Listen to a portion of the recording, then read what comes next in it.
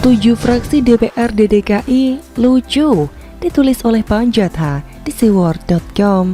Halo, selamat menyaksikan informasi dari channel Tanda Seru. Semakin diperhatikan, pose para pimpinan 7 fraksi DPRD DKI bersama Gubernur memang sangat menggelikan. Sembari tersenyum, kita pun berpikir kok begitu bodohnya orang-orang ini. Sebagaimana diketahui, belum lama ini atau tepatnya pada Rabu 25 Agustus malam lalu, 7 pimpinan fraksi DPRD DKI Jakarta beranjang sana ke kediaman resmi Gubernur DKI Jakarta. Mereka menghadiri jamuan makan yang diselenggarakan oleh kepala daerah itu. Ketujuh fraksi termaksud adalah Gerindra, Golkar, Nasdem, PAN, PKB, PBB, PKS, Demokrat. Acara makan malam itu diduga sengaja diselenggarakan oleh tuan rumah di tengah panasnya interpelasi oleh fraksi PSI dan PDIP atas Formula E yang hendak digelar pada tahun mendatang. Formula E itu sama sekali tidak bermanfaat bagi masyarakat kita secara umum, sebab bukan jenis olahraga yang disukai mayoritas warga. Apalagi saat acara itu dilangsungkan tahun depan, kemungkinan besar masih pandemi. Kerumunan masih dilarang, tapi apa hendak dipaksakan juga? Kita mestinya belajar dari kasus India yang 2 kali berturut-turut melonjak kasus COVID-19 gara-gara kerumunan. Yang pertama ketika Juni 2021 lalu, jutaan rakyat berkumpul di tempat suci Sungai Gangga untuk acara keagamaan tanpa protokol kesehatan. Yang kedua, belum lama ini, 29 Agustus 2021, kasus diberitakan melonjak lagi. 50.000 kasus lebih setelah berlangsung festival di negara bagian selatan Kerala, India. Pada kejadian pertama dulu ketika jutaan umat ngumpul di Sungai Gangga, kasus harian melonjak hingga 500.000 lebih. Padahal sebelumnya negeri berpenduduk 1 miliar lebih ini sudah sukses mengendalikan COVID dengan hanya sekitar 1000-an tambahan kasus harian. Dari lonjakan ini diduga timbul varian Delta yang daya tularnya lebih cepat dan mematikan. Varian ini pun menjalar ke seluruh dunia, termasuk Indonesia yang sempat mengakibatkan melonjaknya kasus hingga 50.000 per hari di tanah air. Untunglah lonjakan kasus itu bisa diatasi dengan kebijakan PPKM di bawah koordinasi Luhut Binsar Panjaitan atau LBP. COVID-19 memang bandel, tak satupun negara yang bebas 100% dari protokol kesehatan. Kalau coba-coba melanggar, berakibat pada melonjaknya kasus. Sejumlah negara sudah memperlihatkannya. Maka ketika tahun depan di Jakarta dipaksakan harus berlangsung balapan mobil Formula E, jadi ngeri juga membayangkannya, apalagi diperkirakan akan banyak peserta dan penonton dari berbagai negara yang datang. Pokoknya ngeri membayangkan kemungkinan yang bisa terjadi, karena wabah COVID-19 memang belum diyakini tuntas hingga tahun depan. Maka para pemimpin 7 fraksi yang happy-happy di jamu Anies Baswedan menjadi tampak makin lucu aja ketika memberikan alasan menolak interpelasi terhadap Gubernur. Sebab menurut mereka ketimbang mengajukan hak interpelasi, lebih baik mendorong gubernur itu untuk mengatasi pandemi. Kita pun tertawa. Memang sejak kapan pemerintah kota ini tampak bekerja serius memberantas pandemi? Ketika COVID-19 tinggi, Gubernur malah panen padi ke Indramayu, Jawa Barat untuk mengunjungi macan yang kabarnya terkena COVID-19 di Ragunan. Doi baru tampil mengumumkan jika terjadi penurunan kasus. Padahal seingat kita, tanpa campur tangan pemerintah pusat serta TNI dan Polri yang menggalakkan vaksinasi di sudut-sudut ibu kota, mustahil pencapaian ini bisa terjadi, bukan? Dan kalaupun 7 fraksi ingin agar pandemi bisa fokus diatasi, salah satu langkah yang tepat saat ini adalah antisipasi supaya tidak sampai terjadi kerumunan hingga beberapa tahun ke depan. Artinya, menunda dulu acara balapan yang sudah menyedot uang rakyat sebesar ratusan miliar rupiah itu. Lagi pula apa sih urgensinya acara seperti itu? Disinilah ketujuh fraksi DPRD DKI itu melakukan blunder. Sok gagah mengatakan agar gubernur fokus dulu mengatasi pandemi, padahal dengan membiarkan Formula E terjadi tahun depan, sama saja dengan mengundang kasus melonjak hebat lagi. Sebab ingat, pandemi ini diperkirakan masih panjang. Sebelum diketemukan obat atau vaksin yang benar-benar manjur, maka solusi satu-satunya adalah hidup dengan mematuhi prokes. Bayangkan saja, kalau nanti terjadi kerumunan untuk Formula E atau tamu-tamu dari luar tanpa sadar ada yang membawa virus.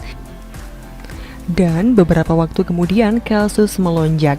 Nanti yang disalahkan si Anies dan simpatisannya adalah pemerintah pusat, sebab membiarkan orang asing berbondong-bondong masuk. Repot bukan? Maka ketika mendengar alasan ketujuh fraksi itu yang lebih mendorong Anies mengatasi pandemi ketimbang mempertanyakan Formula E, semakin kelihatan mereka itu sudah kekenyangan makan di rumah dinas gubernur. Kata orang Belanda, tidak ada makan siang yang gratis. Kalau di Jakarta, masuk WC umum saja bayar, apalagi nonton Formula E. Maka sangat lucu memperhatikan tampang-tampang para oknum yang tampaknya sedang kekenyangan itu. Isyarat jari-jari mereka saat berfoto bersama sudah mengaku duluan. Daripada jadi polemik, mending ngaku saja sekalian. Mungkin itu yang ada di benak mereka. Dalih mereka yang ingin mendorong Gabender agar fokus mengatasi pandemi ketimbang interpelasi Formula E itu saja sudah tidak tepat. Ditambah lagi kehadiran mereka pada malam itu memenuhi undangan eksekutif yang sedang bermasalah. Itu suatu kedunguan. DPRD itu salah satu fungsinya untuk mengawasi kinerja kepala daerah. Di saat semua orang menyoroti kinerja gubernur yang acak adut ini, para DPRD mestinya menjaga jarak dulu. Namun sekawanan politikus itu malah dengan sumringah memenuhi undangan makan malam oknum yang mestinya diawasi ekstra ketat. Perilaku para oknum pimpinan 7 fraksi ini sangat ironis. Di tengah upaya sejumlah wakil rakyat dari PSI dan PDIP yang masih peduli untuk mempertanyakan kinerja gubernur ini. Tentang apa perlunya menggelar balapan mobil di tengah ancaman pandemi menghabiskan uang rakyat hampir 1 triliun rupiah. Bagaimana menurut Anda?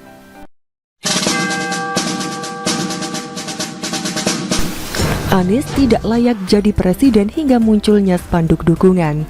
Ditulis oleh Jo Putra di sewor.com. Halo, selamat menyaksikan informasi dari channel Tanda Seru. Menurut hasil beberapa survei, Anies Baswedan selalu masuk 3 besar sebagai calon presiden 2024. Saya tidak mengerti kenapa seorang gubernur yang tak becus bekerja menata kota Jakarta dengan segudang masalah masih bertengger di puncak survei. Apakah karena kepopuleran Anies yang sering muncul diberitakan media, ataukah karena faktor lain? Entahlah, yang jelas Anies didukung banyak pihak yang berseberangan dengan pemerintah. Barisan Sakit Hati dan kelompok pengasuh khilafah adalah pendukung sejati bagi Anies Baswedan. Ini bisa kita lihat dengan mata telanjang bahwa terpilihnya Anies Baswedan sebagai gubernur DKI Jakarta adalah salah satu contoh nyata dari hasil pilkada terburuk sepanjang zaman. Politik identitas mewarnai atmosfer pemilihan kepala daerah dengan politisasi ayat dan mayat tahun 2017 lalu. Tidak mengherankan dengan adanya politik identitas yang sangat kentara karena dukungan dari HTI dan FPI di balik kesuksesan Anies menduduki DKI sudah menjadi rahasia umum setelah Anies memenangkan pertarungan pilkada dan menduduki jabatan gubernur. HTI ada di belakang layar sebagai pendukung militan. Hal ini karena mereka ingin mewujudkan Jakarta bersyariah. Begitu pula dengan kedekatan Anies bersama pentolan ormas terlarang FPI, Rizik Syihab.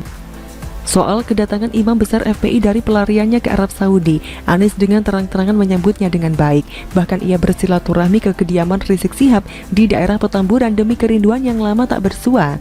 Tidak dapat dibantah bahwa memang Anies telah menjalin hubungan yang baik dengan kelompok Islam garis keras atau radikal untuk mewujudkan impian sebagai kepala negara. Kehadiran Anies di peta perpolitikan nasional bagi kelompok Islam fundamental adalah sebagai pintu masuk untuk menegakkan negara atas hukum syariah. Meskipun HTI dan FPI telah dibubarkan dan menjadi ormas terlarang, kita tidak tahu apakah ada gerakan bawah tanah dari kelompok ini yang kemungkinan dirancang untuk memuluskan tujuan dan cita-cita mereka. Ini perlu diwaspadai. Pengamat politik dari Lingkar Wajah Kemanusiaan atau Lawan Institut, Muhammad Mualimin, secara terbuka mengatakan bahwa jangan sampai Anies Baswedan terpilih menjadi RI1. Alasannya, Mualimin percaya bahwa gubernur Jakarta ini merupakan manusia yang berbahaya pada abad ini. Mualimin menjelaskan Anies yang identik dengan Islam radikal karena dekat dengan ormas HTI dan FPI yang selalu menggaungkan negara khilafah akan berpotensi merusak tatanan ideologi Pancasila apabila terpilih kelak. Jika Anies masih populer hingga Pilpres 2024 dan akhirnya menjadi presiden, ini kiamat bagi kebinekaan NKRI. Anies akan mengislamisasi segala hal di negeri ini dan kelompok non-muslim pasti bakal berontak. Jangan sampai Anies jadi presiden. Dia manusia paling berbahaya di Indonesia abad 21 ini. Kalau Anies menjadi presiden akan muncul rezim teror yang membungkam demokrasi dan pluralisme, kata Mualimin.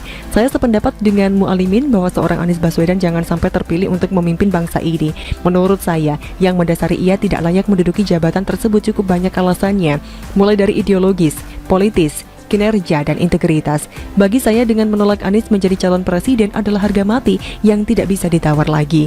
Lebih lanjut, Mualimin berpandangan bahwa jika Anies menjadi presiden, maka akan terjadi pembiaran aktivitas menjalankan sholat di jalan dan Monas. Hal ini menjadi sorotan bagi Mualimin bahwa sudah ada masjid, tidak perlu sholat di jalanan. Sering kita lihat pertemuan Anies dengan pendukung militannya di daerah Monas. Meskipun hari kerja, Anies tetap berkesempatan untuk bertemu mereka, hanya sekadar memberikan motivasi dan semangat agar mendapatkan mendapatkan simpati lebih luas lagi. Dan Anies tidak pernah menganjurkan pendukungnya untuk melaksanakan sholat di Masjid Istiqlal, di mana lokasi sangat dekat dengan Monas. Jadi sudah jelas bahwa jika Anies memimpin Indonesia, maka indikasi paham radikal dan kesewenangan atas nama agama akan meluas ke seluruh negeri. Saya bisa mengatakan ini lantaran Anies lebih cenderung nyaman di kelompok radikal kanan yang anti demokrasi dan hak asasi manusia. Untuk saat ini kelompok pengusung khilafah memakai topeng demokrasi untuk mempermudah tujuan asli mereka, yakni mendirikan negara khilafah dengan hukum berdasarkan syariah. Anies yang didukung oleh kelompok sebelah akan membuat kemunduran bangsa ini.